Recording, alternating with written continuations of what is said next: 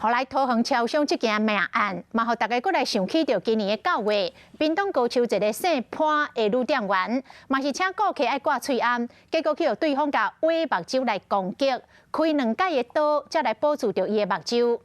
女店员的家属讲，这女店员即摆逐工拢会做噩梦，嘛正惊甲外人来接触，你的内心所刻下的这个阴影，恐惊一世人拢抹袂掉。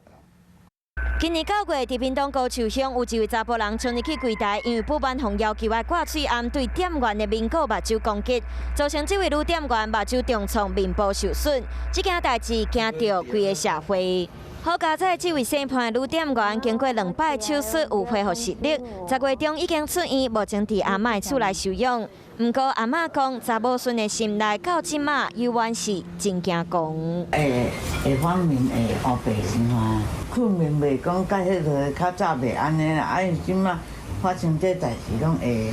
惊尔。除了大家拢困无好嘛，真惊和外人接触，心内惊讲可能一世人拢无法度放袂记，互阿嬷真唔甘。这几天桃园又搁发生男店员可能人客挂喙罨上台视的事件，阿嬷讲政府应该赶紧想办法来处理。这政府爱留好落一个啊，也袂使讲放互人好落。不过，即马对阿嬷来讲，上重要的也是希望查某孙赶紧恢复，行出噩梦，会当像过去同款正常的生活。